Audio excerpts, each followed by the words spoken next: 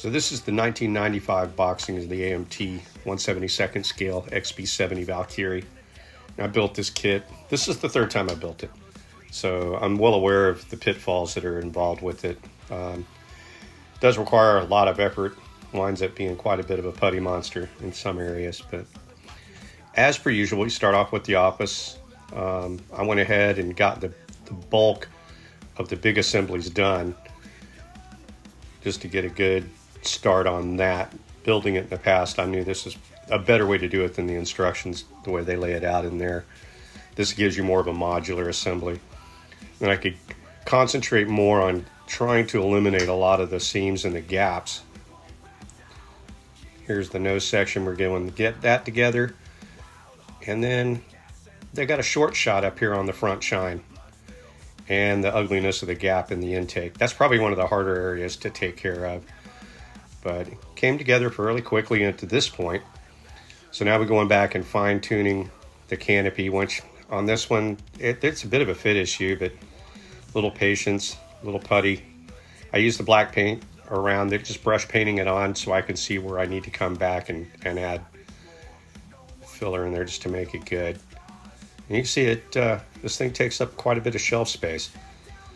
But so far, onto the upper chine, which there's some pretty gaps there. And then using some scrap plastic, I went ahead and fixed this short shot, getting that back into shape.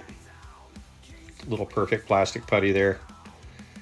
Back to the nose area, working to getting that canopy in, and back and forth between this and the front chine.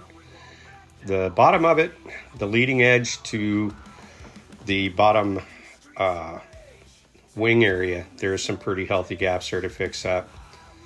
And again, back into the intake areas. You can see a lot of this. Unfortunately, that step in there is pretty good. So it took a lot of time and a lot of filler. Just back and forth sanding, adding more filler, sanding, just to make sure we got it all set up good. The perfect plastic water-based putty works really good for this. But in big applications, you need to take care because it does shrink as it dries.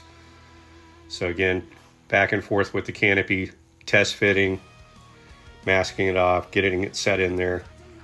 Finally got it where I was happy with it. Then found a couple of gaps up in the front and back.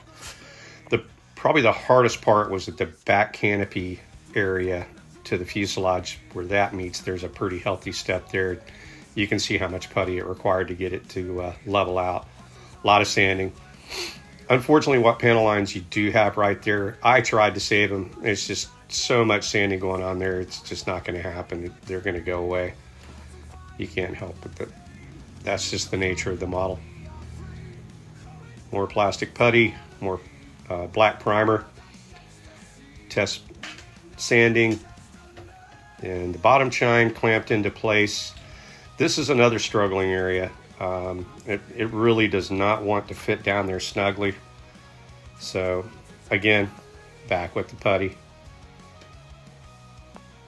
and some clamps to persuade it into place. Also use some masking tape to help hold everything together. So now we got the basic bulk of everything going on. I decided to do a gear up on this. The landing gear and the wheels on this are just not the best, and I didn't want to spend a lot of aftermarket stuff on this thing. It just wasn't worth it to me.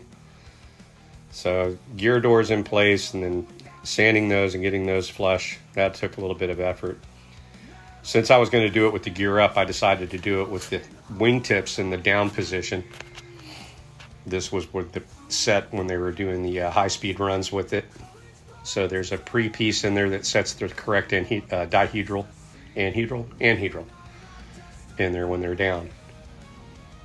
And of course that required some putty as well. But there, the basic assembly's good to go. We've got it pretty much set. Happy with the fit on everything at this point. So I sprayed everything with a black primer and wet sanded everything down with 600 grit just to make sure I got as much of the seam lines out and the defects out as I possibly could. And just going slow, a lot of wet sanding. Started out with 600, finished it down to 1,000. Saw that I had some other areas that needed attention, so went back, readdressed those areas, and it's just a repeat process. Just keep going until you get all the defects out of it. At this point, I'm pretty much got everything squared away. Now it was time to put some white on it. I used some Krylon. It's the plastic friendly Krylon. Yeah, you can find it at any of your big box stores. It's gloss. I would stay away from flat on something this large. But when I did that, I also found another spot that came back. So this time I used some CA glue on this spine right at the top. That is a tough gap that keeps wanting to come back. So back to the wet sanded it all back down again. Found a couple more spots, and then I got too heavy with the paint and we had some wrinkling.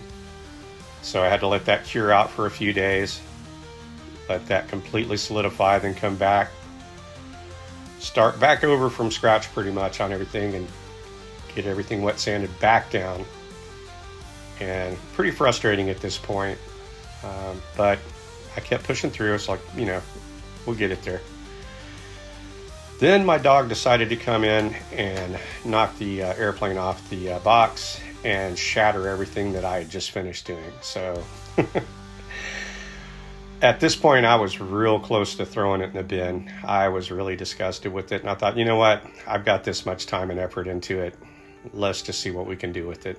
So clamped everything back into place, super glued everything in, used some heavy fill rattle can primer, and basically started the process all over again. Fortunately, it was just the upper chine that was damaged, and it wasn't too hateful of a fix. And in the long run, I found a couple other areas that needed attention too. So all things that end better, I guess. So struggling along with that. Again, wet sanding. It's a big model. It took a lot of wet sand to get this thing where it needed to be. But I let all that cure out for a few days and then came back, wet sanded it one more time, and then decided, okay, this is about as good as it's going to get. Of course, at this point, we've lost all panel line detail pretty much, except for on the bottom where it's pretty heavy. So it's more or less winding up like a desktop model. There are no panel lines on it, but at 1/72nd scale, you really wouldn't see them anyway. But that's my story, and I'm sticking to it. We got everything cured out and decided, okay, let's hit it with some more white. This time, I was a little bit more careful with the layers and didn't oversaturate the areas. Got a nice even coat down. Everything leveled out really well.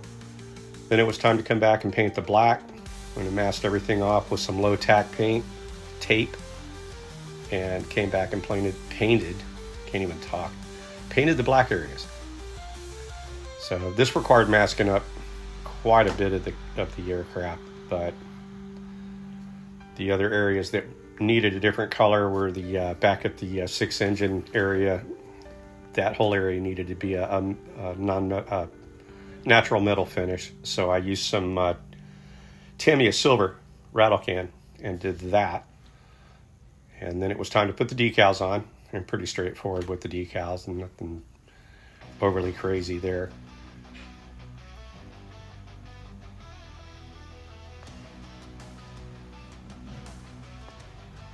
Everything trued up pretty good.